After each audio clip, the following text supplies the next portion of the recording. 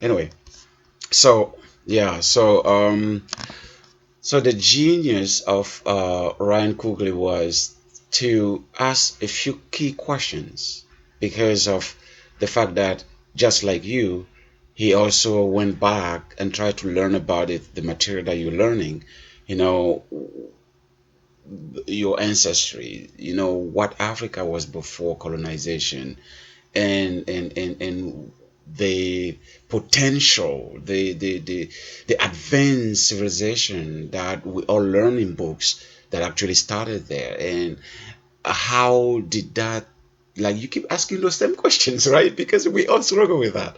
Like, how can we be put, because it's not like we do that, but we almost be put at the bottom of human civilization or human race today, when we actually our ancestors actually developed the whole thing in Egypt, and how does that shift? How did that shift? How did that change? So that's why those questions you've been asking me are so powerful. So the genius of Ryan Coogler was to say, wait a minute, and I could only think about you when I saw the movie, like those questions you asked me. Because it was like, if everything started in Africa, if Africa was so powerful as it's described in books, if science, technology, in the advancement of almost everything, medicine and all of these things, astronomy and all that started there, what if the continent had never been colonized? And they push even further. You say, okay, what if, because we know the continent has been colonized, what if there was a place in Africa that had never been colonized, that was able to retain all the things that we learn about Africa today, that Africa used to be in thousands and thousands and thousands of years ago? What if there was a place that was able to remain immaculate, right? Retaining all of that knowledge and being developing it, in a way that people are not even aware, but just really hiding even their civilization, because it's too advanced for, the stupidity of the humans as we know today. But there's somewhere in Africa that those things were kept and kept developed, in far from the general knowledge, and the advancement is such that can only be matched to the aliens, that's the genius, because he pushed our conversation a little further, where it was like, because I keep telling you in our meetings, I keep telling you my goal is, how does this material helps you to make a difference in a big way, to make a difference in a unique way, because it's good to know, but what do you do with the knowledge? That is my worry, because there are many Africans that are smart, there are many Africans that are educated, there are many Africans who know, but like you were telling me, there are also many blacks around the world who are dying from ignorance, but not knowing where to find that knowledge, like you told me, right? So so there is that mismatch, and that is actually my dream here. How we say we can always, like somebody said, even one person can be able to change the world. So at our level here, how can we not only have this knowledge for just the two of us and sit with it, or some small group of African American, black around the world who kind of know that knowledge and are sharing in small groups or small. I know that's usually how things have been evolving in the world, but then that would not be any different from the people that we blame for doing the same thing. Because the whole thing, as I told you, the European mindset, the Asili and Ottoman also, which is uh, to use the knowledge to control, because power comes from control. So if you're able to know, you will be able to control, and when you control, you have power over other people. So how can we kind of share that and make a difference like Ryan Coogler did?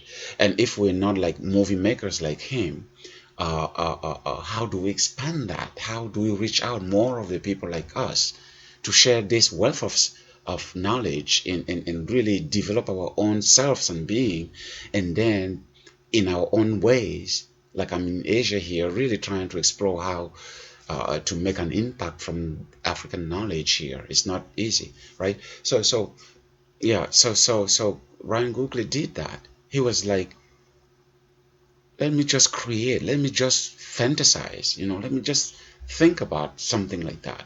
That there is some country called Wakanda, whatever, and which is really in Africa, but never experienced colonization, never experienced loss of knowledge and culture, kept developing in a way that they got so advanced that no other country in the world come even close to it.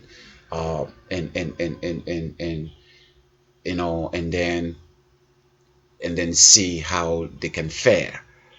So, and that is why you will see, what is the guy, his name, the guy who played Jordan, Michael B. Jordan.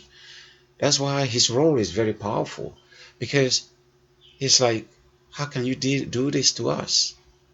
Because he's the son of the brother of the king of Wakanda, who escaped, or not escaped, was sent as a spy, because spy is the whole, even alien spy on us. So how he was sent as a spy in the most advanced country in the world, known to human, which is America, to see what they know, what they do, and all that, and he ended up there in Oakland, and then he fell in love with a black woman from Oakland, and then had a child there, and didn't want to go back to Wakanda because he started liking the place and everything, and then has a child.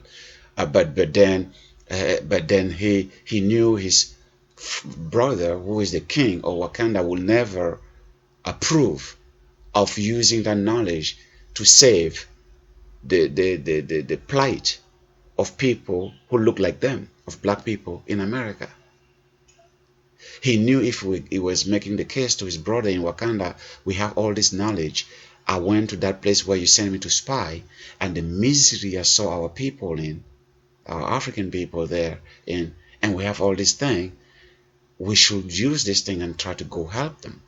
He knew his brother would never approve of that, so he just decided to betray Wakanda, and steal, the most precious material there that make their technology very advanced, and steal it and bring it to America so he can commercialize it and help his people there. So in a way, he was not bad intentioned. But then his brother, and then his brother found out, because his brother also sent a spy, who is the Whitaker, the Whitaker's role there, spy next to his brother there, and then he goes there and has to choose, whether to let his brother kill the spy or kill his own brother, and kill his own brother, not taking the brother's son. So the son grows up orphan, no mother, no father, by himself, abandoned. That is the whole thing about that movie. And then he goes back. He takes his spy, Whitaker, who becomes the healer who intronizes kings there. And he takes him and go back. No even worry about his son, his brother's son, who was a child, now left by himself in the ruins of Oakland. And that is when the son started learning more about his father, and decided that one day we'll go back to Wakanda and claim what is his, because he's from is descendant from the king, so he can claim the throne. That's why he goes back there. So in a way, he is the bad guy and all that, but that's why what is the name of the actor again? Boswin, Charles Boswin. That's why he said he went to talk to his father in the land of the ancestor and cry. He said what he did was wrong. You didn't have to leave a child orphan there by himself, even after you kill your brother. What you did was wrong. So that's so much wisdom.